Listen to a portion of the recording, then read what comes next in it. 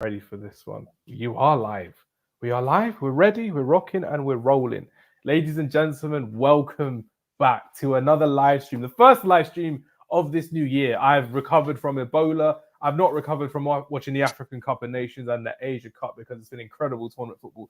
But the Premier League has come back in full swing this weekend as well. We're going to be talking about all 9 games of the Premier League weekend so far. We may not talk about the Brentford v Man City game because we know Ivan Toney's going to turn up. Isn't that right, Matthew? But I'm looking forward to talking football and getting ready to back to live streaming as well. So we've got a fantastic panel on the channel today. Introducing Danny again. It's good to have Danny back on. He is a live stream fiend, and I'm ready to hear his thoughts on what happened with West Ham United today, and especially what happened with Arsenal at Liverpool today as well. So, Danny, it's good to have you back on the stream, my friend. How are you doing? Yes, Hamza, thank you for having me. Always appreciated to be invited onto a show like this. Yeah, good weekend for some. Not a good weekend for my beloved West Ham. But got the Boreham Wood top on today. 1-0 to the Wood, away to Woking yesterday. Good result, my non-league team. But yeah, no, ready to talk some football. And let's get straight into it. Rocking and we're rolling. Someone else who's rocking and rolling today is none other than our favourite football commentator / football journalist, Joshua Adudonka, who is out here looking all vertical when everyone else got the memo of horizontal cameras today. But I'm wondering what's going to happen with Joshua Adudonka talking about Manchester United, talking about Bournemouth drawing 1-1 as well, and especially going into Chelsea's horrible defeat at home to Wolverhampton Wanderers. But Joshua Adudonku, how are you doing today, my friend? It's good to see you. Yeah, I'm good, man. Good, not too bad. A really good weekend of Barclays. You know, I think there was more than 3 goals in games. I'm looking forward to hearing all you guys' opinions on all the storylines. And we are, sorry, I interrupted you. I had a big intro for the guy wearing sunglasses today. Before you came on, Danny, I put sunglasses on. There wasn't a memo, but I wore sunglasses. But all I can see is my ring light and my laptop, and I'm like, I don't want people to know my IP address from having sunglasses on. I'm not allowing that. But someone who's not wearing sunglasses with reflective screens like me is Matthew from Back of the Net podcast. And Matthew, take it away with Arsenal's emphatic win 3-1 at home against Jurgen Klopp's Liverpool. Take it away, and how are you doing today? I'm good, you know. These shades are just against the haters, bro. Just blind to it, you know what I'm saying? Just, you know what? As much as I'm messing about, What haters do you have? I just need to hear. Was that, sorry? What haters do you have? I just need to hear. I've got haters everywhere, bro. Listen, you saw it, by the way, before we start, can we say what I predicted before the game, please? He actually put it on his Instagram story that he predicted a 3-1 Arsenal win. So right. Matt knows football. Matt knows ball. Matt knows ball. Now, you know what? To be fair, I feel like we dominated that game up until the end of obviously the first half when he scored that goal, which that sums up Arsenal, innit? Like, we play well, we're dominating, we can see that goal. But again, I feel second half it showed that we've kind of turned the corner. I think Joshua, you alluded to it before we started recording that. We kind of turned the corner with them type of things and them type of results. So I kind of felt like, okay, cool. How are we going to survive from this? But we come out, we've got the second goal. All right, albeit lucky. But again, we went on, got the third. And honestly, I'm buzzing with that 3 points. Like, it was one of them where I'm not even thinking title now. It was just to close that gap and really show that we're about it. Because we haven't lost to a big 6 club this season, have we? All draws, really. Draws and a couple wins. Beating everybody at home, drew to Spurs at home, beat United, beat City and Liverpool at home. Yeah, that's what I'm saying. So like, for me, it's a bit different because normally we lose to City at home, we'll lose to Liverpool away, but we haven't lost Liverpool. We've got 4 points off for possible 6 against Liverpool, and obviously shout out Declan Rice for that amazing defending at Anfield on that 5 versus 1 that happened previously as well. He knew what he was doing, didn't he? He had it under control. I wasn't even worried, man. He was ready. He was ready. But now, big win for us. Very happy with that. I don't have really many negatives apart from that error for the goal, and I'm sure we're going to get into a bit. Actually, do you know what? Before that, I'm going to go to Danny. Let me just this moment, Danny, being a goal, played a goal, whatever. Please tell me who was at fault for that, please. That goal, would you say? The Luis Diaz. I need to hear it. I need it from Danny's perspective. Come on now. I said Raya, so I want to know what Danny thinks. I said Raya as well, personally. Part of the goalkeepers union, I think it's got to be anyone but the goalkeeper. But on this occasion, I think Raya's going to be looking back at that one during the video sessions and thinking they can do better than that. Especially at like quite a pivotal moment of the game. Do you know what I mean? You're not 2-0 up at that point. It's 1-0.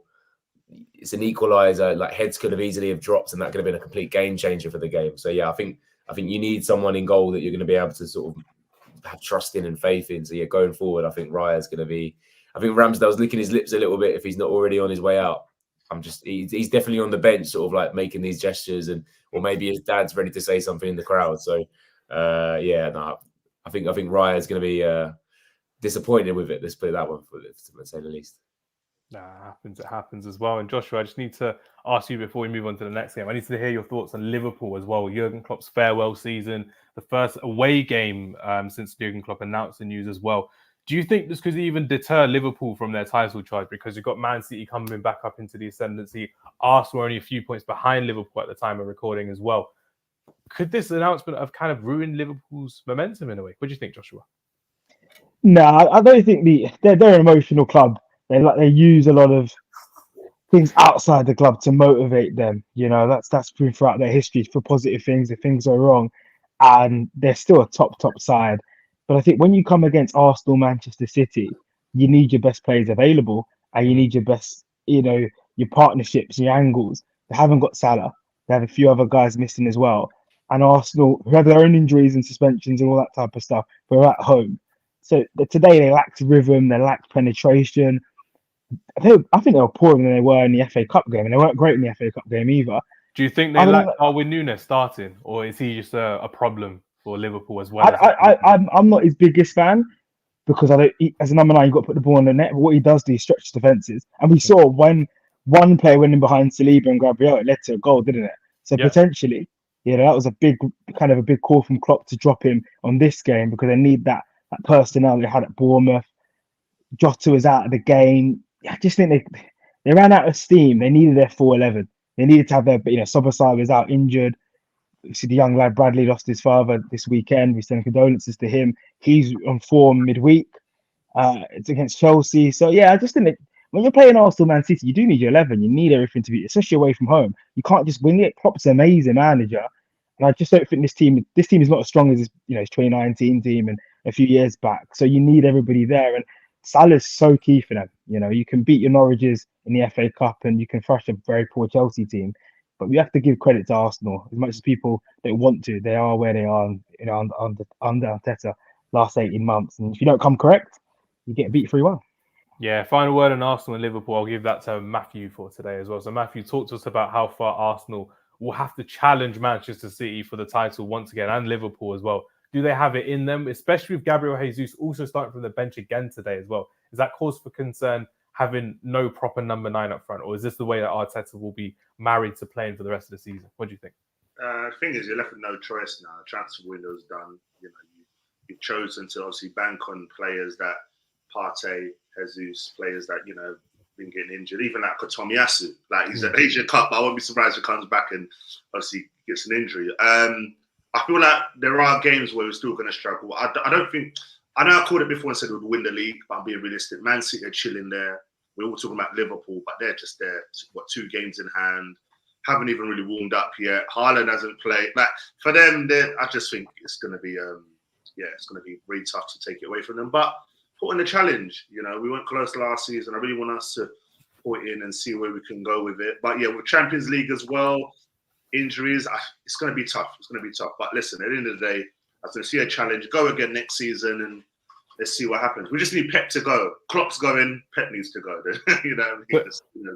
So you'd say it's more about just enjoying the moment, enjoying the ride as you go along as an Arsenal fan. Yeah, do you know what it is? A lot of people are Arteta out this season if we don't do it. But I said, depending on how we finished last season, so we finished second, should have won it in my eyes, or a lot of eyes. But I feel like this summer transfer is the one where it will really let the fans know, are you really going up a level? Are you really going to go for the league? Do you believe you can go further in the Champions League? And that's talking about a striker, as we know we need, midfielder, and I don't know if it's probably goalkeeper. We're going to stick with Raya now.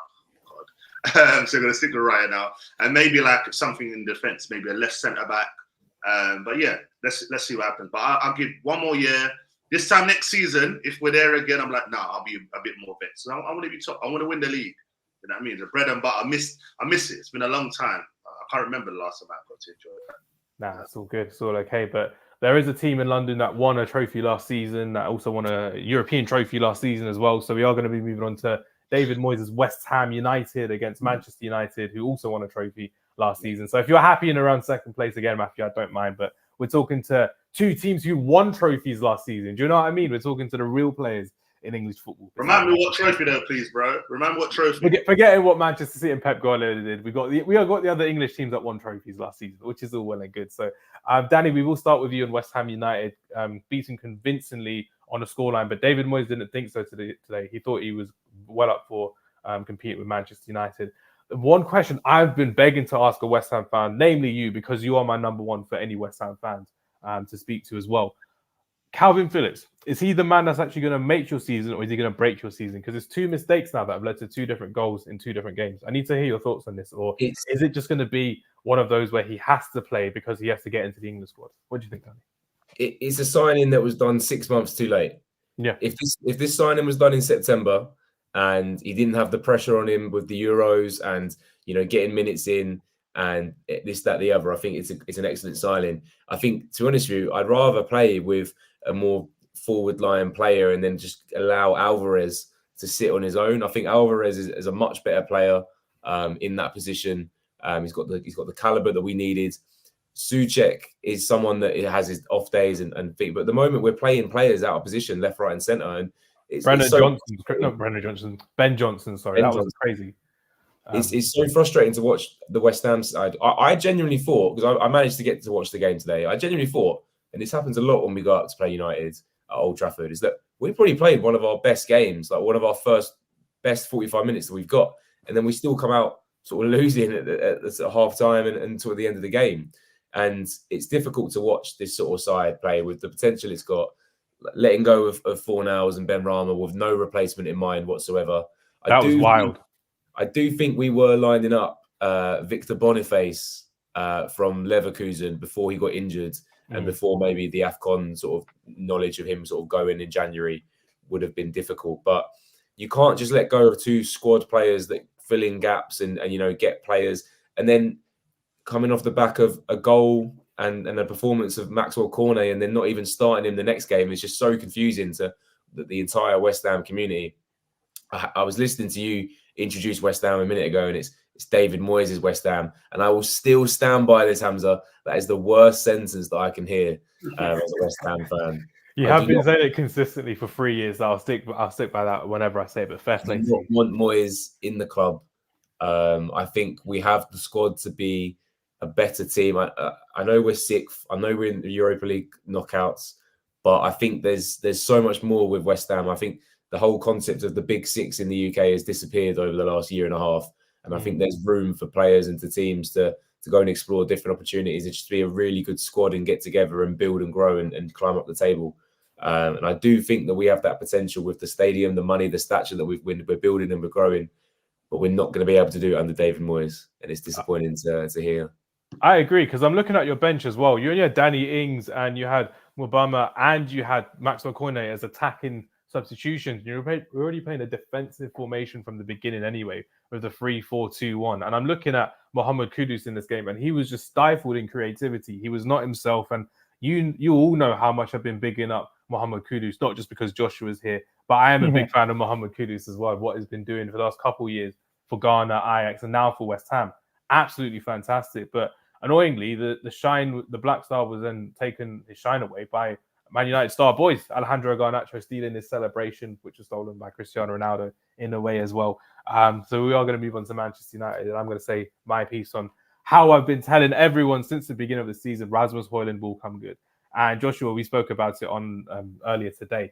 He's not there yet because he's played a few teams where we think, you know what, he should be scoring after the form that he's been in, but he needs to be getting better and better with building up with play. And I just don't think Antony can be starting for Manchester United anymore because he never passes. The difference in comparison from Garnacho on the right wing to Antony on the right wing is absolute levels right now. It's like you're comparing, for Danny's sake, Dimitri Payet and Pablo Fornals in terms of quality that you've got on your left-hand side as well. So, Joshua, I'll bring you in on this one as well. What's made Alejandro Garnacho's game so much better by playing on the right wing compared to on the left wing where he previously was? Just also natural on the right because he's a direct player. He doesn't like to go on his left or his right. So if he's on his left side, he's always thinking about how can I get the ball on my right. he's not probably the best dual in terms of taking on a defender. He likes the challenges. He plays like a 19-year-old in the Premier League. I think, Danny, if you watch the game today, you'll see how many times he'll attack a defender. He'll try and go around. He'll lose the battle. And then he doesn't phase him. He just carry on doing it. Keep on going, keep on going. Even he could have got a hat-trick today. There's one time he went on his left. And he didn't pass. He could have passed it to Rashford. But moving him to the right, especially ahead of someone like Anthony, is paying dividends for Hojlund's game, for us as a front line, and us for our season. If you look at, we're still open. 15 shots, was it 14 shots at the first half West Ham had? The most of David Moyes teams had at Old Trafford. That was including his time at United. It's embarrassing. I thought they scored with that header as well, but Onana proven he has some reflexes in him still, which was crazy. Yeah. Crazy save. And I'm just like, Onana, is that you? Yeah, you had an awful AFCON and you actually made a save. Insane to see how that happened. Got a clean sheet. That shows how much better it is with Harry Maguire in front of him as well. Which is saying, but like you said, we're conceding shots week in, week out. 30 shots against Liverpool back in December, 14, I think, against Everton back in December as well. And you're just looking at it thinking, this is really, really bad. We were awful against Newport last week. And I have to say, it wasn't a 3-0 performance, but we finally had some clinical chances up front that were put away. And now, Matthew, I've got to bring you into this one as well to close off this topic on Man United versus West Ham. I'm looking at Rasmus Hojlund. I'm looking at him scoring 4 goals in 4 games. He's the youngest Manchester United player in the Premier League to score 4 goals in 4 games. And he's been creating chances for Alejandro Garnacho and Marcus Rashford.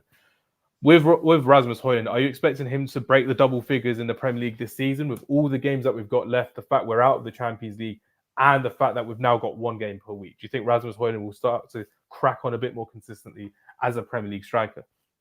I think he will. I feel like he's got confidence now. I know it was against Newport and all these other things, but as a striker, just scoring goals gives you confidence. It doesn't matter on the opposition. Especially that winner against Aston Villa as well. That was a big moment for him. No, exactly that as well. And you know what I love about him? I love his passion for any goal he scores. It couldn't even be like the equaliser. He just means so much to him. And big up that guy I don't know the guy's name on Twitter, the one that's been doing that video. To singing and all that to try and get him. Oh, I thought you were going to be bigging up. Yeah. Yeah, I was going to say, I thought you were going to be bigging up Danny after watching his foot golf video that came out recently as well. that foot golf video was crazy. No, that Sean Mills, whatever. But when he was singing about, Hojlund probably thought I've had enough of it. I need to score now. But no, get him out of here. He looks good. I feel like when he was trying too hard, he was just crashing into players and this and that. But he seems to have a bit about him. And the finish today was great. It was a great finish.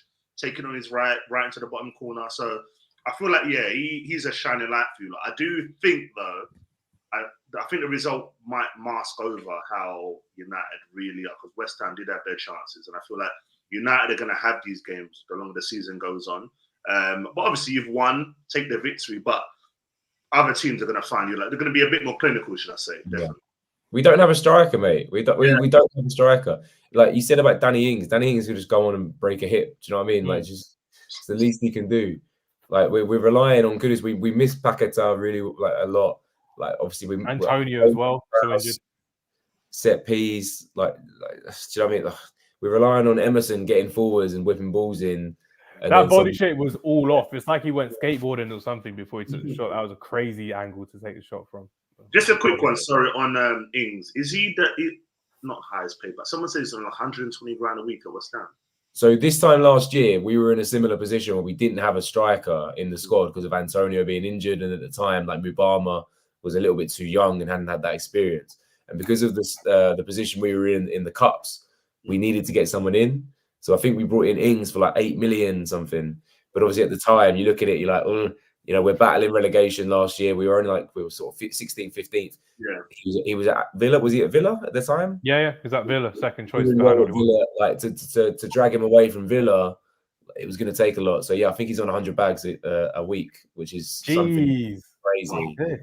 Now he's warming our bench. So who knows? It reminds me of Anthony Martial just being paid to sit there and just become injured all the time. It's painful to see these strikers go down with all these injuries. Really, really like Bowen's obviously gone like, oh, you know what? I can do a better job out of position than Ings being on the pitch. So it's crazy. It's been crazy for you guys this season as well. And we said it when we went to the England game as well, Danny. Danny was saying that the England versus Australia game, Jarrod Bowen is going to be one of the big players for England in the Euros coming up as well. And that's a topic for another day as well. He's been on fire consistently all season, right wing and as a striker as well.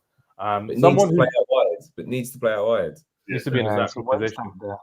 A team that's not in their natural position, and I'm loving it for this, is Chelsea after they lost 4-2 at home to Wolverhampton Wanderers, who had a really good game against Manchester United. A really good second half, I should say, against Manchester United as well. Matthew, you're going to take us away with your London rivals as well. Cole Palmer, again, still scoring goals for Chelsea, but Matheus Cunha, one of the better strikers in the Premier League this season, has been on fire. He scored a hat-trick today at Stamford Bridge. Mauricio Pochettino apologising to the fans. Ben Chilwell apologising to the fans as well. Where do you see Chelsea going from here? Because are they going to continue to be a mid-table team that spends £500 million every season to try and make their team right? Or is it got to be the fact that, you know what, they're just not going to be up there anymore? And I know they're in the Carabao Cup final, but where can you see this Chelsea team really going after a defeat like this? You know what? I feel like where we see them now is where they're going to be for a bit. I think they're going to be continuously struggling. I hope so.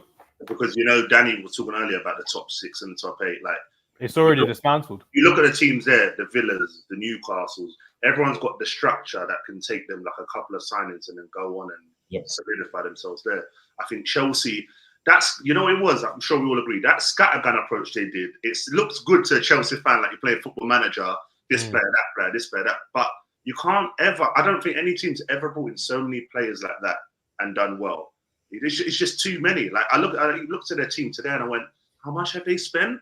Like I'm seeing Disasi, Badiashile, like all these players are just so poor. I'm like, who? Like even Cole Palmer must be thinking, I can't do anymore. Like, you know what I mean? Like no help. LeBron James means no help. There's no way. You know what I mean? Like you've got Nkunku. Like, all right, cool, at Leipzig. I personally don't. I think he's going to score goals, but he's not going to be as good as people think in this league.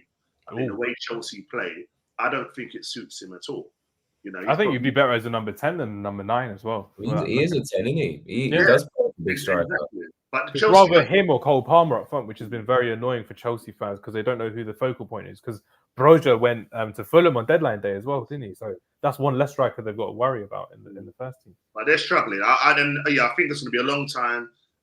Sterling, obviously, he's not performing as well, and he's been quite poor. And I've seen a lot of fans saying, leave him on the bench, don't want to see him play. You know, now he's probably going to struggle to get into the Euro squad as well. So yeah, it's not looking good for them. But as you said, Hamza, I love it. We're here for it. We're here for it. Yeah, so for some reason, Chelsea fans are the loudest on social media, and they're laughing at other teams losing, but their team's losing every week. And I'm just like, what is happening? You're below Brighton, for goodness sake, which is absolutely crazy. After spending so much money buying players from Brighton. Just as well, they looked at you guys, man. United going, at least we're next to you lot. You know what I mean? At least we've got you lot with us now, mate. That used to annoy me because you know, now there's no, you know what I mean? Like, we're still not where we want to be. We're still not where we want to be, but Chelsea are just continuously bad, and it's great to see as well. But Danny, I'm going to come to you for Chelsea and to Mauricio Pochettino especially as well. Do you think he's getting a lot of goodwill in the press? Because he's doing an awful job from what I've seen as well. We see in the National League all the time and in League Two all the time, these rebuilds happen every season. Not with the money that Chelsea spent by all means, but the fact that you get like 8 players coming in, 10 players going out is common in British football to happen. But Pochettino is not managing this team as well as he should be with the background that he's had at Southampton with building teams, Spurs especially, PSG. What are your thoughts on Mauricio Pochettino, Danny, coming from a coaching perspective? I would love to know how much involvement Poch and his backroom staff have had in signing a lot of the players. I agree. It's worrying to see how disjointed he is from his club. Yeah, I really think that Bowley and his boys have sort of gone, you know what, we're looking at our scouting system and they've got all these analysts in. And then eventually they've picked a name out. They're playing FIFA. They're on Twitter Spaces on looking at people's social media posts. Because sign this guy. 5 reasons why Chelsea should sign this guy. Yeah, YouTube highlight videos of like, this is the coolest next signing. And it's just him like doing like a roulette and then kicking it out of play. And they're like, oh, gosh. What was it you said the other week, Matthew? Played with 12 players? Why couldn't he play 4-4-3? Todd Bowley said something like that? Oh, yeah, no. I think him and Thomas Tuchel said, there was a rumor that he realized that's when there was a problem with Todd Bowley because he come and said, "Want to play 4-4-3?" You see what I'm saying? It's an absolute mess. Oh, I think Poch is in a weird situation. I don't think any manager would want the Chelsea job right now. I mean, he's even waffling saying they're losing because they can't take a corner or something. They ain't got a specialist or whatever he said. When they've got players all over the pitch with a lot of technique and a lot of premise.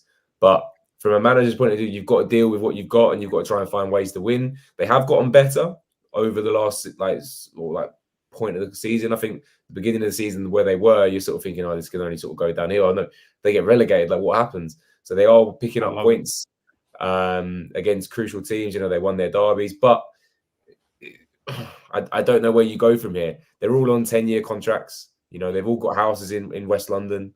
Like, you can't just get rid of them because they're all on ridiculous wages and you know, you've got to try and sell an arm and a leg to buy them. But FFP are coming for them as well. Again, it's going to happen. Yeah. I do think maybe a young manager could come in and do a better job with them, especially trying to manage some of the personalities like Palmer and Madueke and all the boys there. But they do have their injuries, but at the same time, their injury list is probably like a top 10 team in the Premier League anyway. So you can't complain when you've got a team out and you've got all these players that are coming back fit. So it could go either two ways. I think it could either go really positively and Chelsea come back with it and they finish top 8 and maybe a 7th place finish, or they could really be finishing 13th, 14th next to Crystal Palace. So. Yeah, it's true. Because, Joshua, I'm going to move on to Wolverhampton Wanderers because they actually eclipsed Chelsea after beating them today as well. So they're a point ahead of Chelsea. They took Chelsea's famous position of 10th that they've been bantered about all season long. So I need to talk to you about Wolverhampton Wanderers, about Gary O'Neill. But the player I really want to focus on with you as well, if you've been watching him, and I think he's going to be an outside choice for the England squad, me personally, Max Kilman. I think he's been very, very good this season for Wolverhampton Wanderers. The captain of Wolverhampton Wanderers had a good game today as well. Are you expecting much from Max Kilman, Gary O'Neill, and Wolverhampton Wanderers? Because I've always known them, for me, I always call them the most irrelevant team in the Premier League because no one ever talks about them unless they're on TV. No one really cares about them unless you're a Wolverhampton Wanderers fan, someone who lived in the West Midlands and only talked to Wolves fans. But really, realistically speaking, I think Wolves can still do something because they were a European club 3-4 years ago as well when they had Jimenez, Adama Traore as well. Do you think there's going to be some pushback from Gary O'Neill and the rest of the team to actually come back up going forward again? I think they're having a fantastic season. There were many my tip to go down, to be honest with you. I thought Burnley would, they had such a great season in the Championship. Company's a shrewd manager. I thought would do okay in the Premier League.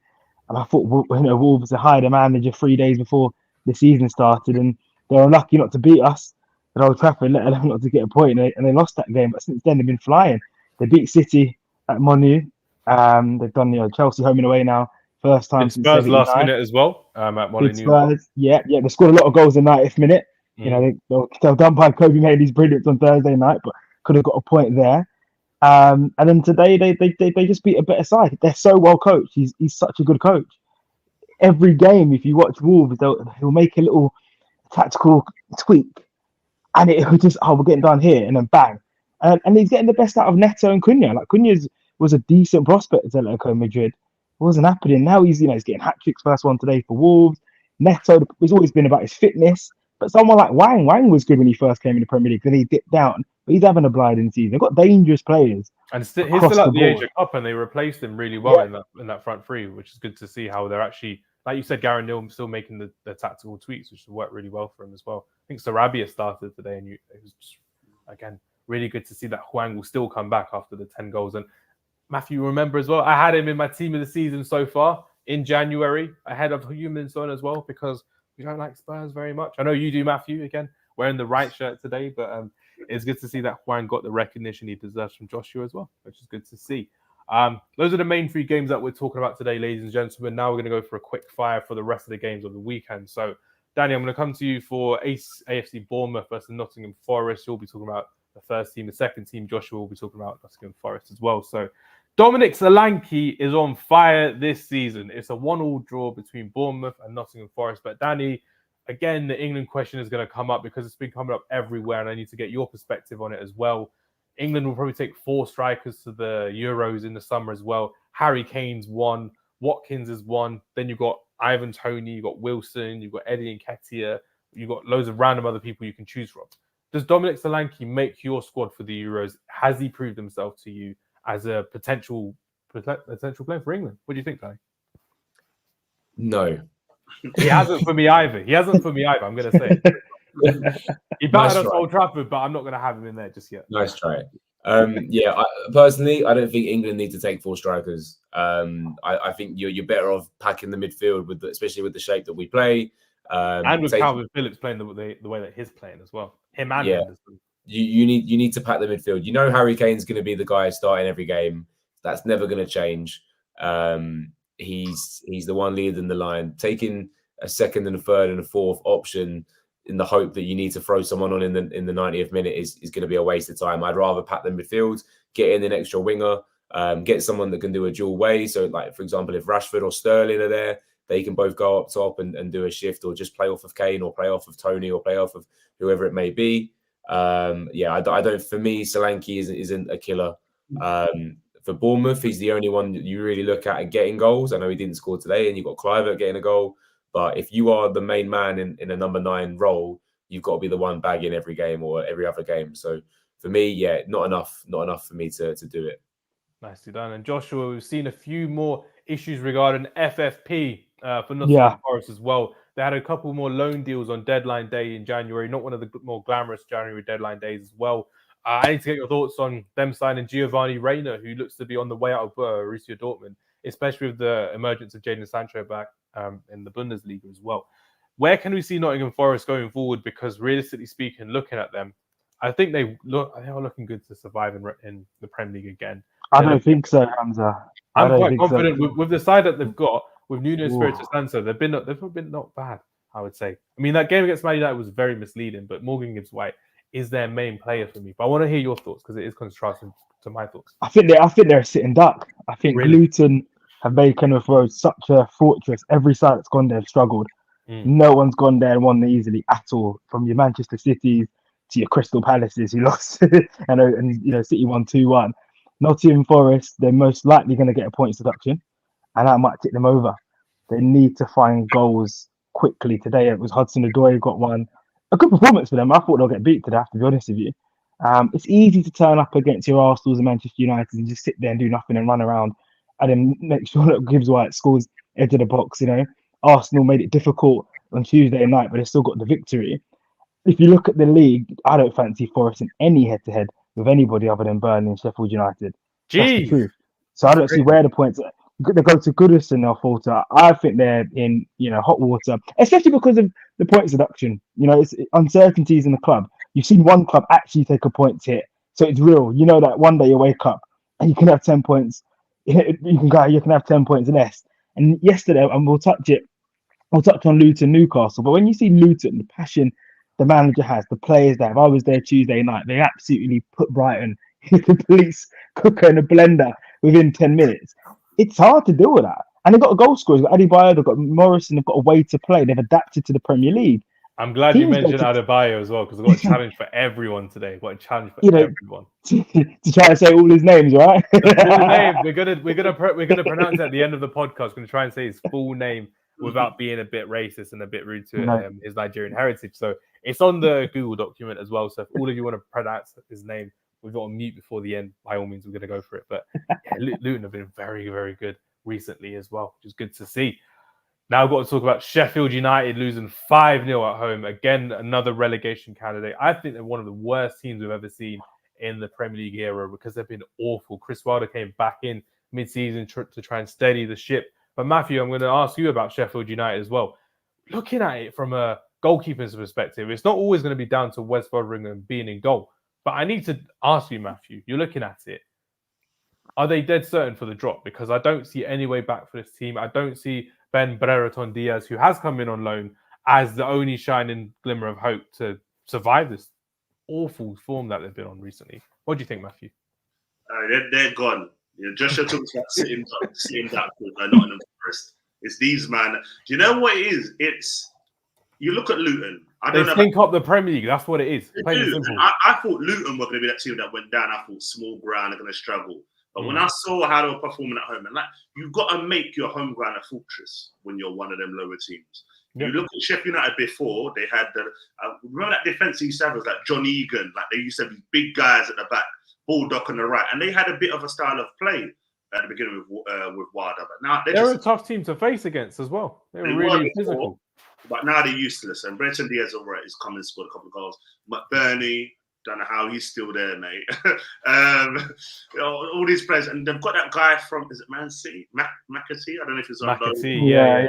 He looks a bit neat, fake Jack Wilshere, but he's I mean, they look. He's a bit more of a luxury player than you'd like to see at Sheffield United because he's not been working hard, McAtee, from what I've been watching him from recently as well. It's really worrying because if Pep Guardiola's watching McAtee at Sheffield United, you're like, you know what, I could get rid of him to the Bundesliga or Serie A or to Girona or somewhere like that for a quick 10, 50 million pounds because he's not been putting in the work for Sheffield United. It's been really worrying to see. That's one of their luxury signings for the season, a loan signing from Man City, and has not been doing the business for them. It's been really worrying to see. Too easy for them. And you look at the game yesterday, and some of the goals were just schoolboy. The one where Luiz outside of the foot to Watkins, and it's like, in a Prem that should not happen. Again, that's Danny at Foot Golf. When you're watching Danny with his Trevellas, it's crazy to see, ladies and gentlemen. That's crazy to see how he just copied down the Leon Bailey one, and it's like I think fans were leaving at like 30 minutes, mate, and they were. Honestly, it's so bad. Do you know what? There has to be some type of rule that stops certain teams coming up because that was the same. Is that you being racist again, Matthew? What's happening? Come on now, can't be doing this. I'm just saying. Do you remember when West Brom kept coming back and it was Norwich. Another one. Norwich. Pookie would bang 20, but it's still Burnley 20. as well. It's just like... Burnley are going down again. Another yo-yo club. Yeah. Danny, I'm going to move on to you about Aston Villa. We've talked about underdogs sparking up. We've talked about the establishment of the Big Six being broken up as well. You were very vocal about it earlier today. I need to know your thoughts on how Unai Emery has been changing this way to look at the Big Six because he continues to shine and impress with this Aston Villa team. Has there been a player from your point of view that's actually shone for Aston Villa besides the likes of Ollie Watkins or Ezri Konsa? Is there an unsung hero that you thought, you know what, Aston Villa are doing really well because of this guy? Well, look, first of all, I think it is Unai Emery that's causing a lot of these changes. I mean, for someone to come in, he's been there for quite a while now from my memory. A year and 3 months, yeah. Exactly. So he's been able to sort of put his stamp on the game and sort of input his football. I think when you take a job like Arsenal, it's always going to be difficult because you've got that pressure on your shoulders, you know, especially since after Wenger, there's always someone that's going to be the one to change things. And I think even Arteta is struggling with it, like to the Arsenal fans. And it's like, well, you know, we're giving you all this time, we're giving you this. Like, when is something going to give? But where you have the patience of a team like and a system like Aston Villa, where you can grow them, you can build them, you can develop a pattern of play, some styles, create some really aesthetically pleasing, free-flowing football. Like the team's going to start winning and the team's going to start getting points. Look, for me, defense is the best form of attack, and Diego Carlos and Longley and even Ezri Konsa even shifting out to maybe like a fullback position into a back three, pushing on Moreno. It's going to be something that helps you out. You know, John McGinn is always one that pops up every now and then, gets you an assist or a goal. That man can play anywhere on the pitch as well. Left mid, centre mid, defensive mid, everywhere he can do. And he's only, I think he's under 30 as well. So he's still got a couple of years on him. People look at McGinn and think he's some sort of James Milner, sort of pushing 34, 35. But he's not, he's just about there. But yeah, 29. Still, lots of players out injured for their team, you know, obviously with Tyrone Mings being injured, Buendia, Digne. So they're having to adapt and, you know, they're making the most of it. So scoring goals for fun. We're unbeaten at home until that loss against Newcastle. So, yeah, they're doing all right. I think they're competitors in the league. Nah, it's good to see because I'm looking forward to seeing if they can actually continue to compete against the likes of Tottenham, who are below them, West Ham that are below them, and Manchester United that are below them as well. That top four race will be very, very interesting come in April and May time as well. What was really interesting yesterday was Newcastle drawing 4-4 against Luton at St. James's Park. And Joshua, you asked for it. We're going to have it right now, my friend. I want you to pronounce Elia Adebayo's full name if you can, because I'm going to try it as well. And then you get to talk about Luton Town. And then Matthew can talk about Newcastle. Oh, God, let me get up. Matthew and Danny, I've given you both some time to practice how to say his full name. It's on this document in capital bold letters. Oh, God. So I apologize in advance to any Luton fans, to any Nigeria fans, to any of Mr. Adebayo's family, but I'm going to give it a go. First of all, I mean, it is our stream, so I'm going to have to give it a go. 3, 2, 1. This is how you say Elijah Adebayo's full name from a non-Nigerian person. Here we go. Elia Anualuapo Oluwarafa Ranmi Oluwatomi, Oluwalana, Ayomikuluhin, Adebayo. First attempt weren't bad. It weren't bad. Yeah. Joshua, I hope you're ready with it. I know your screen's gone blank, but I hope you're reading this. Can you still hear me, yeah? Just Still run hear it. you. You don't want You people can to still hear me, yeah? Joshua doesn't want the smoke. That's all I'm saying. He doesn't want the smoke. You can still hear me. I can still hear you. Let's go. Let's smash this. So it's Elijah, Anuwapu, Oluwanifemi, Aliwatomi, Oluwalana, Ayom Anikihin, Adebayo. Oh! He's done it. Matthew and Danny, you have to say it later on because Joshua's going to be... You've got time to pronounce it and remember Joshua's pronunciation, which is really, really good. Listen, Josh has smashed it, yeah? We don't need to. Like, that's what I would have said.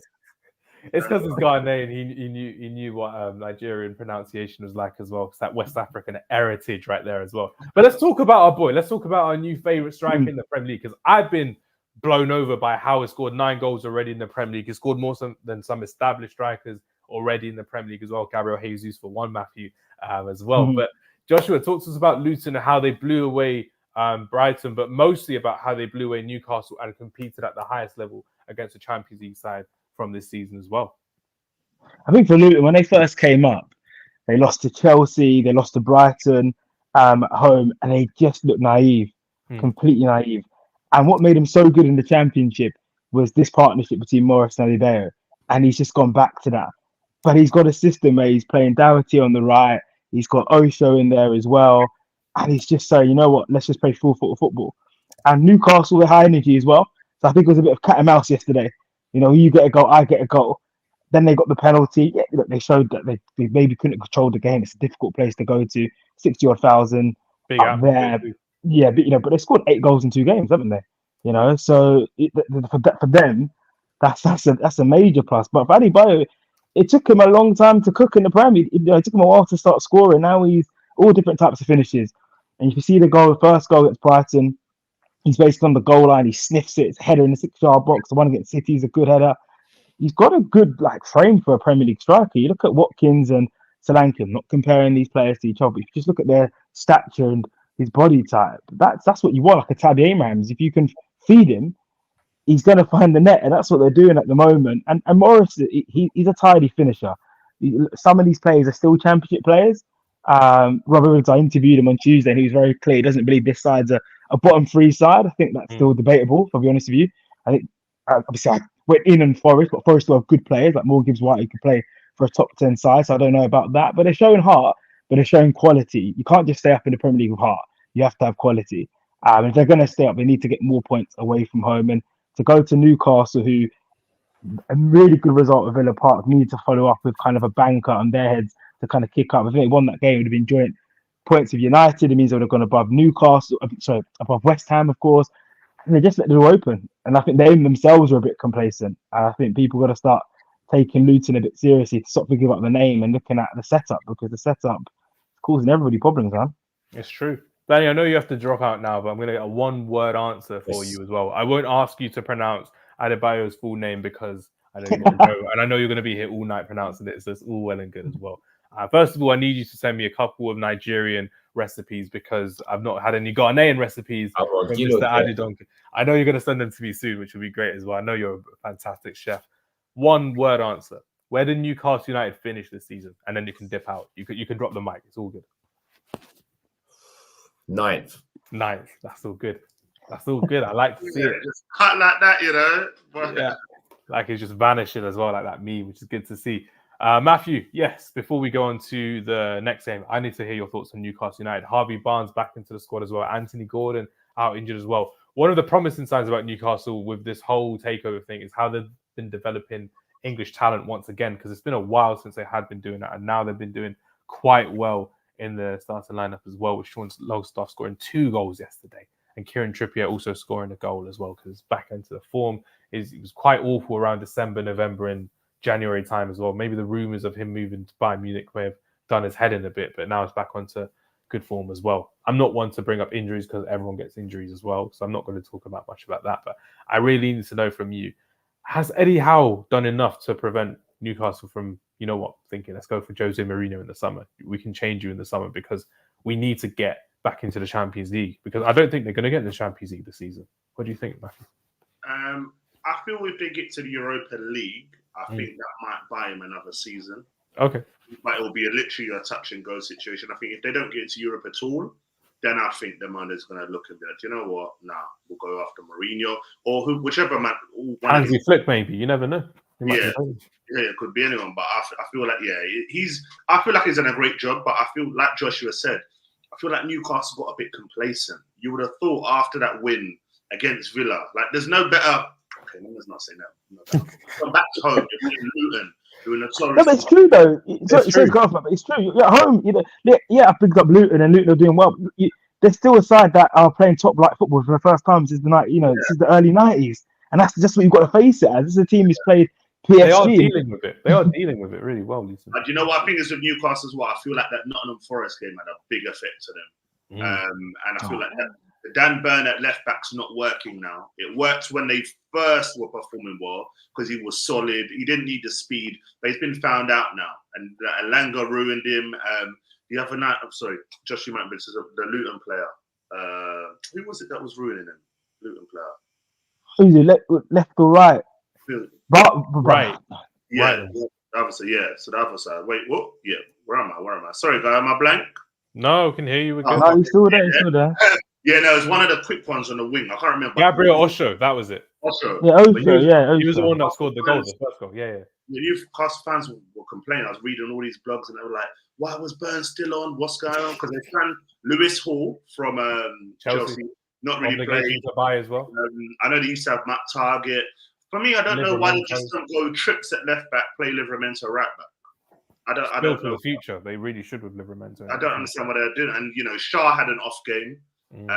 But yeah, they're just a few injuries away from, doing a bit better. Isaac injured. Wilson comes for a few games, gets injured. I think they are quite unlucky. But Wilson's just happy doing a podcast and talking crap about Richarlison, man. And even now, which I don't rate in a way. I'm sorry. My opinion. As a professional footballer that's in the game right now, they've literally just gone downhill. Both Antonio and Callum Wilson, and Richarlison's gone back up, which we'll talk about in a bit.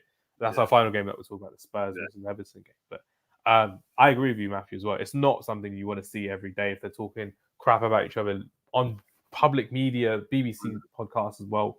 Not a fan as well. I mean, if you want to say on Friday Night Counter Attack, by all means, go ahead and do it. I won't censor you as well. But if you're doing it on BBC, everyone will be listening to you on that one as well. One person I want to hear your thoughts about, because this is very, very fun. Another manager who's not doing great, Vincent Kompany. But he's made a really good signing in the January transfer window by signing Chelsea striker David Fofana from Union Berlin from Chelsea. So he cancelled a loan deal in Union Berlin because they're in the Champions League. And now they're not. They're in Real Madrid's group. And now he scored 2 goals for Burnley in a 2-2 draw against Fulham, I think. We're playing at home. Were they playing at home? Fulham. Yeah, they're playing Fulham. Yep. And again, they're still in the drop zone as well. They're still a team that stinks every Premier League season. And everyone's like, oh, Vincent Kompany's got a Sky documentary series on Burnley now. It's going to be different. They're going to be more inclusive and fun. I'm like, they're not fun to watch. But Fofana was fun yesterday, seeing him score a couple goals as well. And he's a top player to be watching out for. And Chelsea, I think, you know what? They should have kept him instead of Broja. They didn't even need to buy Nicholas Jackson, for goodness sake, because he's going to be a top talent going forward as well. Because Nicholas Jackson, second choice striker for Senegal, he's not even going to make the first choice bench for Chelsea as well, even with all these issues that they've got as well. Matthew, I'm going to come to you on Burnley, Vincent Kompany. What's your thoughts on them this season? I think the difference, obviously they're not doing well, but I think the difference between Burnley and the other teams is I think the owners of Burnley know the type of project that Kompany trying to build. I feel like he's brought in a lot of youngsters. There's a decent one. Is it Amdouni? I think it's Amdouni, yeah, the winger. Amdouni, and the wing. And so I feel like for them, they don't mind going down. Because for them, they'll go there and come back up again, and it's another year's experience for the young players that they've got. And I think they've got these American owners as well that have invested money into them. So I feel they'll be all right. I don't think Sheffield United and Luton Forest is a bit different. But for Burnley, listen, Kompany will still be there. I don't think they'll sack him even if they go down. Because where they're going to go? Who they're going to go and get? And for the young players they've got, I think Kompany's perfect for what they hopefully want to do in the future. But yeah. I think no matter what, they'll be fine. They'll come back and they'll be a bit better, but probably go down. This league's very unforgiving, as we all know. So, but yeah, he'll remain there. Another team. They're not, Go ahead, Joshua.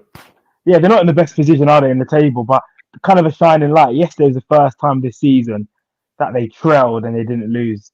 And the first time actually since the last time in the Premier League. It was the first time in 19 games in the Prem.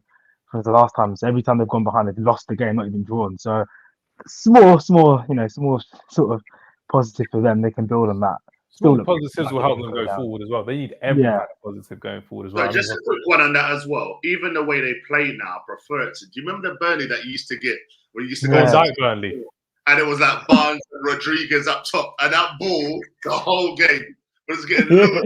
And your centre backs, like, imagine being a centre back going there. You're like, I'm heading today, bro. Every amnesia is occurring for centre backs after a day at Turf Moor. 2016 Burnley, 2017 Burnley was not it, especially in the wind. You could do it on a cold Wednesday night in Stoke, but because you do it on a Saturday evening at Burnley, I'm not sure you could. A team that nearly did it was Fulham as well, who they played against as well. And there's kind of one person I really want to talk to you guys about. It's not going to be Armando Broja, but Josh, I want to talk to you about João Paulina. He's kind of been this forgotten man in the Premier League this season because he was linked last summer to Bayern Munich, and he could still be one of those players that could move to a big club next summer as well. This summer coming up, however you want to mention it in your mind. But I'm looking at it now and I'm thinking, this guy is still a top quality defensive midfielder. He hasn't had the hype about it in the January transfer window as well. Fulham kept it on the down low, and they may look to keep him and reward him with another contract going forward. But I really want to know your thoughts with João Paulina. Is he still top quality to be moving to a big club, or do you reckon they're going to be looking at someone else? Because I'm one of these people, when I look at players being linked to big clubs, I'm like, they must have something about them to continue to get linked to big clubs. And in the January transfer window, I thought it would have been one of the bigger signings of the season. Like, instead of going for Eric Dyer, for example, or Bowie, Bayern Munich never went back for. They never went back for Paulina. They were relying on Kramer, they're relying on Kimmich and Goretzka as well in the centre mid. But let me hear your thoughts on this one as well, Joshua. I think he didn't go in January because the players told agents that he settled for 1 year because the Bayern moved up in deadline day. He didn't want that uncertainty. Fulham were in the League Cup semi-final at the time. He just didn't want that. So he probably will go in the summer, even if he does sign a new contract. But I think he's fantastic. I think he's got the right profile for defensive midfielder. His reading the game's excellent. He can strike a ball. He's a threat in both boxes. He can tackle. I think that's kind of a little bit of a lost art in the Premier League, especially outside the top 10 sides. Timing of tackle was very good for Paulina. Yeah, it's fantastic. And he wins the ball and he drives. It's one thing just kind of winning the ball and it goes out of play. He can break up play and start again. He's had really good performances against top sides. That good game against Arsenal New Year's Eve. He's a proper DM as well. I don't think he's someone, if you buy him, I don't think he can run with the. Obviously, I said he can break up play, but I don't think he's box to box. I think he's just 6, and he's going to get the ball from your back four. Maybe he's not going to start the tempo and get it from the defense and ping it like that. He's your old school sort of number 4. That's it, no nonsense, protects in the back 4, and I think that's kind of, I want to say it's a dying art, but there's such a good use for that if you're a top side. You know, I mean, if João Paulina goes into anyone top 6, top 7. If you walked into Spurs right now, for example, I'm not getting Basuma and Sarr are really, really good, having a good season so far. I'm going to switch it on you. I'm going to switch it on you, Joshua. What if he walks into Arsenal next summer when Jorginho's contract is out and then he's looking to leave, and you're kind of looking? I think it'd be a brilliant signing for Arsenal because I think Rice is. I think he's an 8. I think he's an amazing engine. I know Matt's like, I'm not sure, but I think Rice is still moving forward in his career as well. Yeah, developing as a player. Yeah, Rice can do anything. And I think if you've got a spine of. We're looking as a striker, I want to see Declan Rice as a target man these days. But if you've got a spine of Saliba, Paulinho, Rice, and then you've got Saka in your team, and then you've got a number 9, let's say Tony, man, you're gonna have to just only look at Man City for a better. Have you been playing Football Manager with Matthew? What's happening here, Joshua? No, but you asked the question. I'm just saying that's a good sign. If anybody, I'm surprised Liverpool weren't sniffing in the summer last year. I mean, even our club. If Casemiro is looking to walk away because he is that traditional number 4, and I think it's more the club want to get rid of Casemiro more than Casemiro wants to walk away, from what I've seen. Yeah, as well. Yeah, no, you're right. It's because of the PSR and the wages from a United perspective. But on Paulinho, he is good, and you look at the players around him. Always think that's telling, especially when you're not a forward and you're shining, because you're going to see less of the ball. You're defending more. You're losing your battles more because you're not in that top 8 side, and you're still standing out. I think that's a good mark of a player. I won't say it's easy, but it's easy to stand out if you're Solanke and Bournemouth, if you're low down the table because you're getting goals. But they've had a really good defensive performance as Bournemouth, but you don't hear about it because they're on the headline. But Paulinho, when you're watching, you're thinking, I could do with him, I could do that. And Premier League proven, you can't beat that. So yeah, he'll definitely move in the summer, I think, personally. Sorry to any Fulham fans out there, but I think It could happen. It could he's happen. gone. Yeah. I'm looking at it and I'm thinking there are two other players who are standing out in the smaller team as well. So they're looking at bigger fish every single week. Sorry about the microphone. Every single week in the Premier League. And this weekend, it wasn't their weekend, but they were amazing last week in the midweek. And Matthew, this is what I get to talk to you about Michael Elise and Eberechi Eze as well. They're both looking at really good talents for Crystal Palace that they could lose in the summer as well if they're happy to stay there, because Manchester United are looking at Michael Elise because we've had bad wingers every single damn season. Jadon Sancho, Anthony. We're looking at Amad Diallo, who's not even getting any game time as well. It's been awful. But talk to us about Eze and Elise, because they were not great against Brighton and Hove Albion. And Joshua, I'll be talking to you about De Zerbi, because obviously you got to interview him this week as well, which is fun times ahead, or last week, I should say, at the time of recording. Go ahead, Joshua. Talk to us about Crystal Palace, Elise, and Eze. I know he made a mistake there, said Joshua, but I know he means me. I hear it, Hamza. I apologize. I was about to cough, so I was like, Matthew. Hey, Hamza, I was about to make my customary joke when you did that, but let me not do that. Do it. I've been caught out, ladies and gentlemen. I was going to say, what should I say? What? No, it's cool. But you know what? It saved me there. You know what? I feel like, when Joshua talks about Paulinho and the standout player, I look at Palace and I see nothing else but them two. I genuinely don't. Like, I try and look at the goalkeeper, Henderson.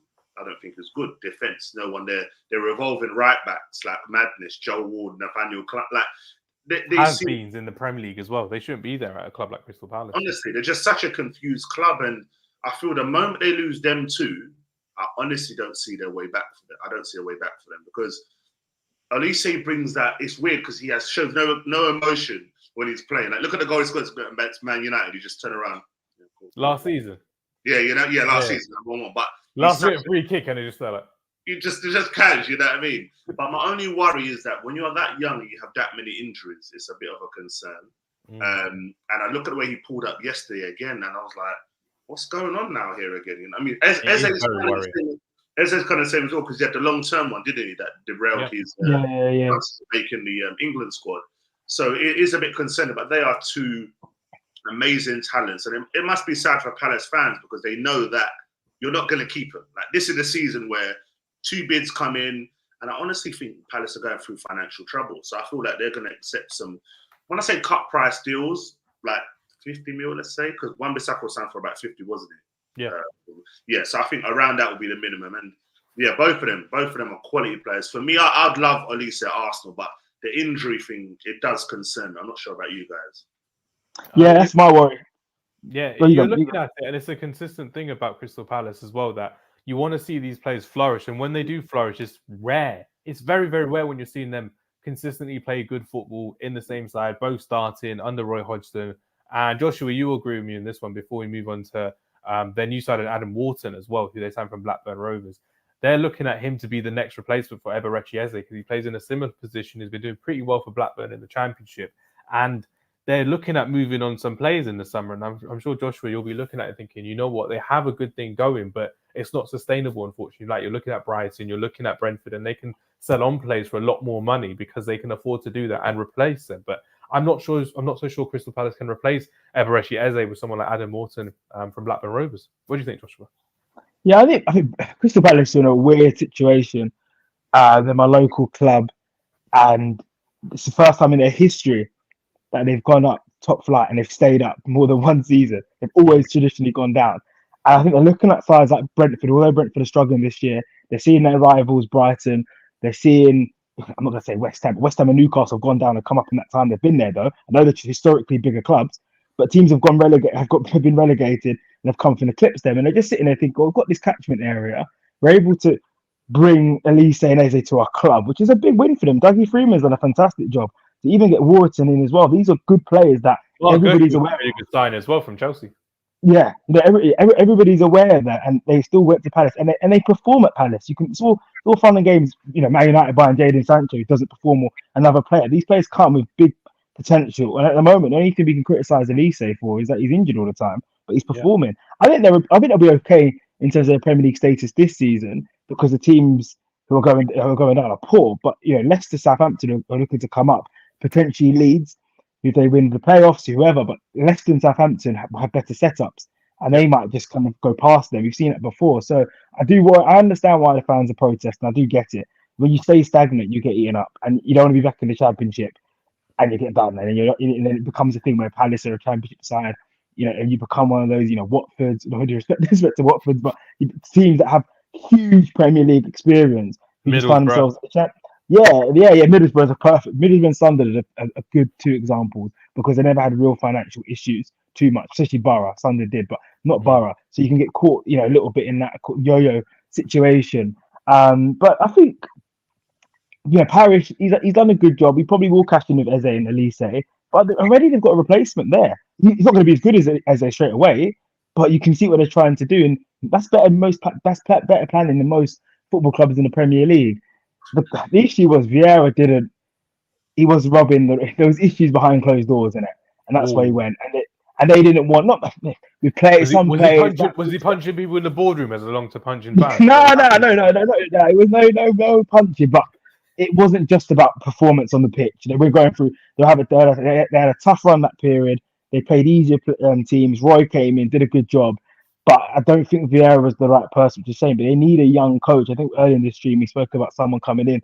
I can't remember what club we were talking about, but they desperately need a visionary. They desperately need someone to be like, let's work and just breathe new life. Because it is a bit, if I was a Palace fan, you would be frustrated. You have to be. You're seeing teams like Brighton, all these other teams have come up, have a style, have a connection, and have good days as well. But have good days, have good seasons. Days at Wembley as well, days against Man City at home, all of these little things that they've been able to memorably talk about from year on in, which has been great for all of them. Brighton, Brentford, even you're looking at someone like, even Crystal Palace. When was their last big day? What? FA Cup final 2016? Yeah, probably, yeah. I mean, they went to Wembley. You've got Christian Ball in 2014, wasn't it, when they came back against Liverpool? I think of 3-3 Christian Ball. Come on, what a comeback that was! Incredible times as a Crystal Palace. I can't think of many more. They'll have Arsenal wins. They'll have Spurs wins. Man United wins at Old Trafford were big, but it's like when you want to defeat the giant. When you have a day when you say, you know what, I was there watching it as a Crystal Palace fan.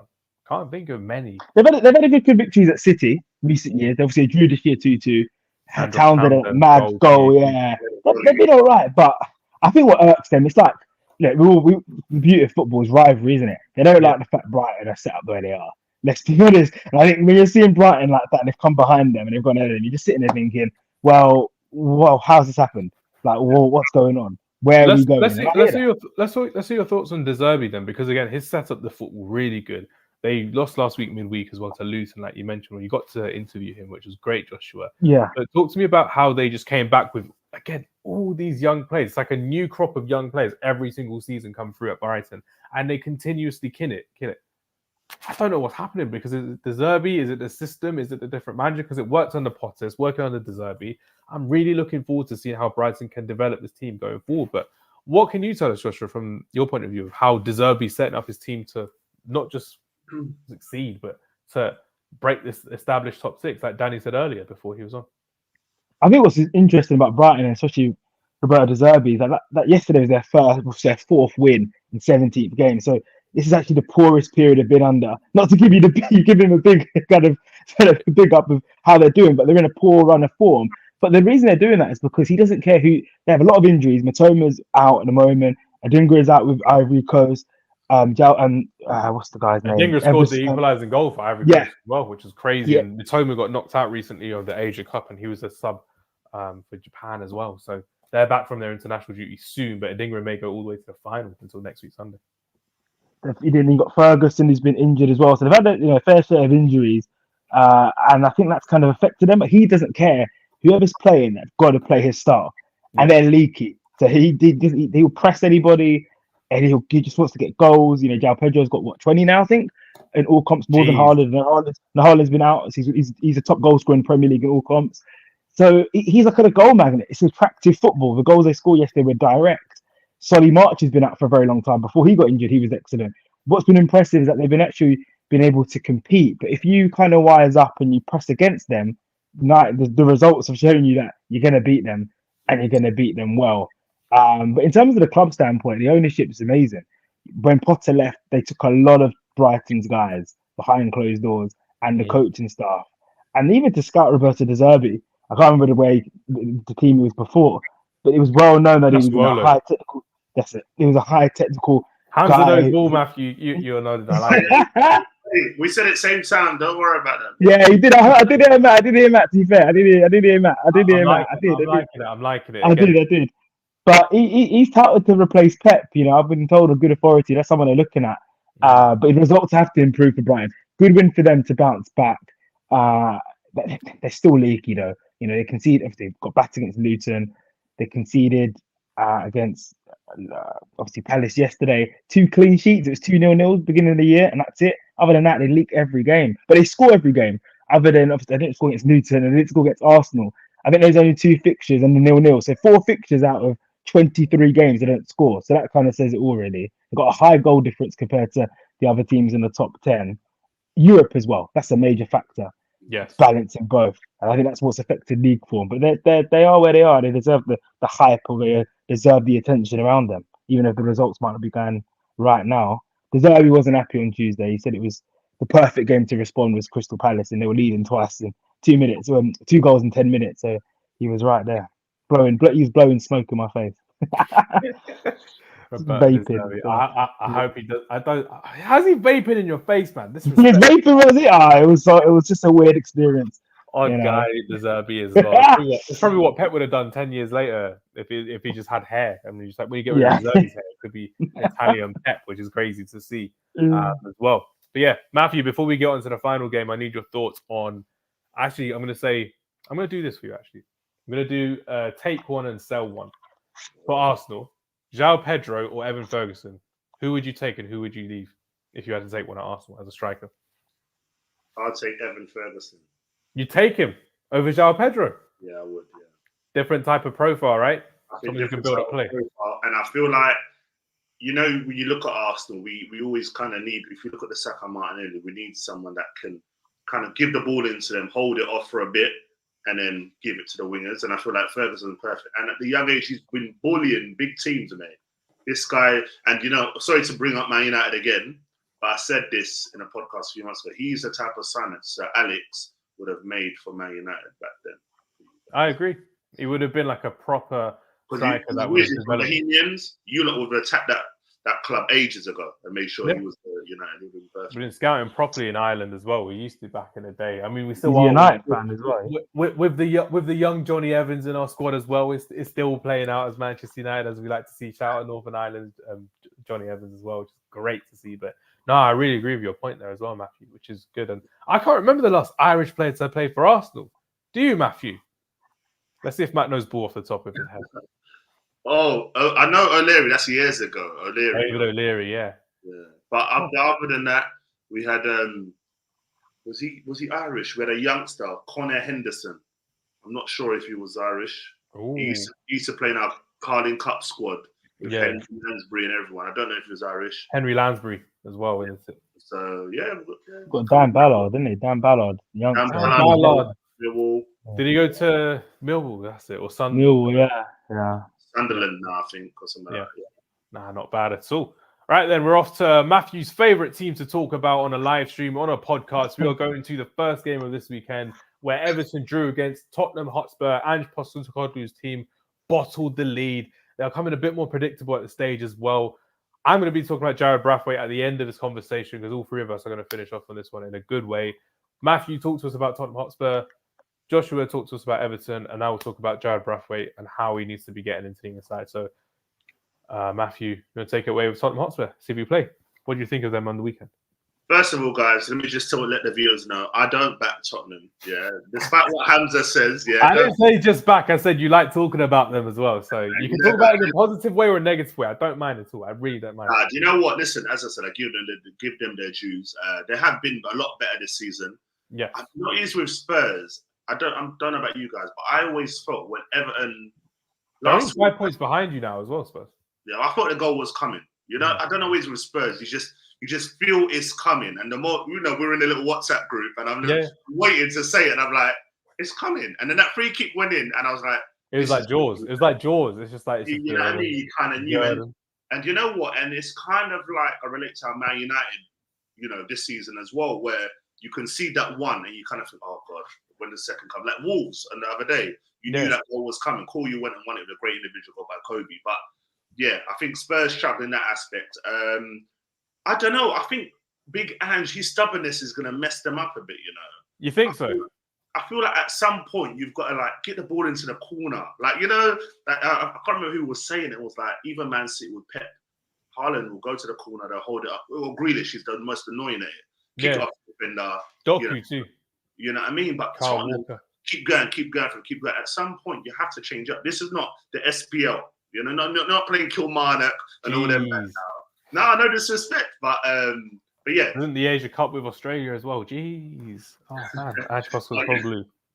But yeah, do you know what? They'll be kicking themselves after that. Like, but I think they've got a run of 3 home games in a row now, so that gives them a bit of time to kind of build a bit more momentum. But they're out the FA Cup as well, so all they've got is that focus on the Premier. They've got Brighton at home, Wolves at home, then Chelsea was postponed because of the FA Cup, and then they've got Crystal Palace at home. So again. These are 3 winnable games for Tottenham. There's something missing there at Spurs. I feel like when the going gets tough, Harry Kane? Richarlison's been doing his thing. He's been doing very well. All that prove stuff. I'm not going to do it now on here, but all that prove stuff. My eyes with water if you did that. That has surprised me a lot, and that's Van der Ven. Like, I need to give this guy respect because when they were signing, all I saw was that clip of him speeding. I don't know if you've all seen it where he's running back. I was like, what? He's a speed merchant. But I've watched him. His positioning's good. He's very, like, he was on point in that game. And, you know, it's a shame that, you know, Drewton, they didn't get the 3 points. But, yeah, I'll give him his juice. He did well. But, yeah, Spurs are going to be Spurs, isn't it? Like, and Joshua knows it. Look at the smile straight away. He knows it. He loves it. He's such a gooner. He's like, it's like, of course he's not going to say, I've got to provide balance. And you know my views on Spurs. I've said in the group, now, Max, I've had to provide balance. Because a Spurs fan watches thinking, I'm going to turn this off. You know, credit, look, I think Ange Postecoglou is he's a very good coach. He's coached that side well. He's played Richarlison, he's played that side, especially with Son's gone to the Asia Cup.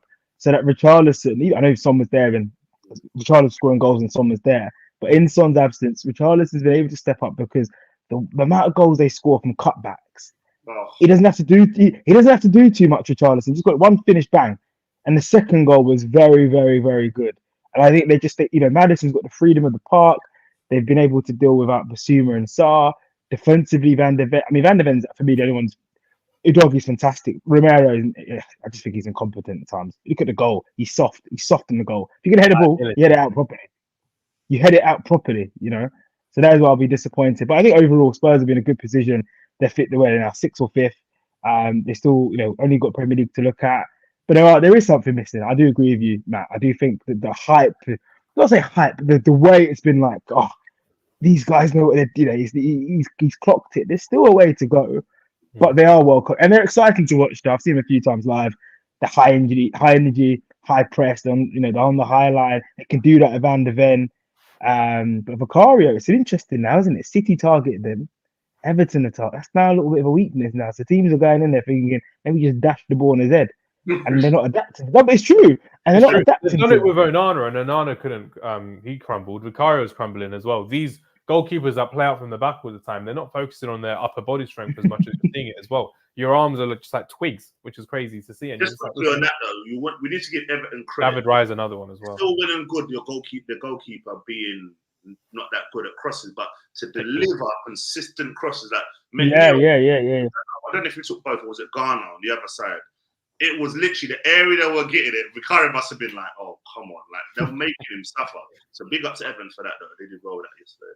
Nah, it's very good with their ones as well, because Dominic Calvert-Lewin's back in starting lineup for them as well after being injured all the time, which is crazy to see. But the fact that Jared Brathwaite was the one who got the last-minute winner. I've said previously to Matthew as well, I want him in the England squad for the Euros. Forget putting Lewis Dunk in there, who's like 32 years old and not going to make another tournament for England and barely starts for England as well. Jared Brathwaite is someone for the future, and we spoke about it earlier in terms of how John Stones went to the World Cup in 2014 and got one game in the group stages, and he got that experience of 2018, and he got the experience going forward in the World Cup and in the Euros, and became one of the best centre backs in the country. I think Jared Bradford is on the right path as well, and he could be a future England captain, in my opinion, as well. I think it's really good with how he's leading the backline at Everton, keeping a lot of established players out of their original positions and out of the starting lineup as well. I really want to see how Jared Bradford actually believes he can be the man for Everton. And remember, without their 10-point deduction, they would be 12th. They'd be like where Chelsea are as well. They'd be really good with what they've been doing this season as well. They've not been deducted for what they've been playing. Sean Dyche has been playing good football. The club are backing him, which is good to see. And again, their issues with financial fair play are the ones that have been hindered by this 10-point deduction. I'm looking forward to seeing if they actually get that 10 points back, if Chelsea get relegated, if Man City go to the National League. There's lots of discussions of what could be happening, but that's going to be a topic for another day. Before we wrap up, and I want to say thank you to everyone for watching the stream, I'm going to ask Joshua a question because he's been talking about this topic all stream long. Relegation, relegation, relegation. Yeah. Are Everton officially in the relegation fight, or do you think that they're going to be out of it in 6-7 games? Because they are the team that I'm looking at. They are looking good in form. They've got the quality there. They've got the manager experience as well. Are Everton still in a relegation fight for you, Joshua? They're still in the, yeah, I think they are for a couple of reasons. Firstly, because I think they'll lose points again. The Premier League want to govern their league. They don't really want an independent regulator. So this is why you're seeing things immediately. PSR has been made to squeeze everything and to cut it all out. And harshly they were deducted. I mean, look, they were cooperating with the Premier League, but they broke rules, so deductions come. It's frustrating because City have obviously have 115 charges. It's a different type of charge. It's a different thing that City are doing. But they've been charged again for the same thing, which they're a bit. I can understand why they're annoyed, and potentially they may win the appeal for that. I'll be shocked if they get their points back. I think we find out this week or something like that. But yeah, I think they're in the relegation battle. Luton will keep doing what they're doing. The results are kind of drying up for Everton. They drew 0-0 to Fulham midweek. Good point against Spurs. They took a last-minute goal. They've got City away next Saturday. Yeah, City looking ominous at the moment. I think they'll be okay. I think Burnley, Burnley, Sheffield United, they can get above. Forest, I think they can get above. And if they get their points back, we're having this conversation. I don't think they personally will get their points back, but I think it'll be okay. It'll be tight. Yeah, this time next week we'll be talking about Everton being back in the charge for a Europa Conference League position as well. That'll be something to be talking about later down the line if it goes well for Everton. But it could be a thing where Everton could be opening up their brand new stadium by the Docks in Liverpool in the Championship. So lots more discussion at Everton as the season goes on, which is very fascinating for me personally. And I want to see what happens with Nottingham Forest as well, because Man City and Chelsea are currently bribing independent regulators from the Premier League as well. Very, very worrying to see. Chelsea are in hot water completely. They're PSR on the pitch and off the pitch as well. Yeah, they're going to be done. They have to, Cold Palmer alert is going to happen. They'll still be scoring goals. Oh, I'm cold. Oh, all right, then, cool. I heard a little rumor. That they have to. What was it? They have to finish top 4, or they have to sell 100 and something million pounds worth of players to. They're ruined. Absolutely. If they don't get Europe, I think they're in big, big trouble. Not even just Europe, Champions League, I think. Because that was the whole thing. Yeah. It's why they're looking to sell Gallagher so quickly, because with financial fair play and PSR, if you sell an academy product, pure profit, it counts a bit more. Whereas if you sell someone like... They want to get rid of Roger straight away as well. Oh, yes. Yeah. And they're letting him play for free so they can boost his value up. So someone won him in the summer. That 20 mil could be worth 60. That's why Alfie Gilchrist is in the squad as well, to get rid of him in the summer as well. Because if he has a couple more good games in the team, Levi Colwill, Reece James, they want to keep Reece James being a club captain, but they want to get rid of a couple more just in case they can get some more funds back as well. Yeah, I think it'll be okay. Annoyingly, our teams helped them out. Why the hell did we sign Kai Havertz and Mason Mount? There are better players out there as well. I know we had a good game today, Matthew, but come on. I know. But they've got Mudryk, leave them, innit? What a way to end the stream, which is good to see. But yeah, hopefully everyone who's been watching this over the hour that we've been recording, it's been great to have a conversation with our audience as well. Thank you very much for sticking with us. Matthew and Joshua, thank you very much for your time today. It's been absolutely fantastic. And we'll look to be doing this every single Sunday going forward until the end of the season, because Premier League football is back consistently and I'm ready for it. And I'm ready to have pain in my eyes, but not from Man United, from really, really funny conversations about Everton Football Club, Liverpool Football Club, and especially with Matthew's favourite team, Tottenham Football Club, Tottenham Hotspur Football Club, which will be good as well. Everyone, thank you very much for your time. Take care. See you later. Goodbye. Yeah.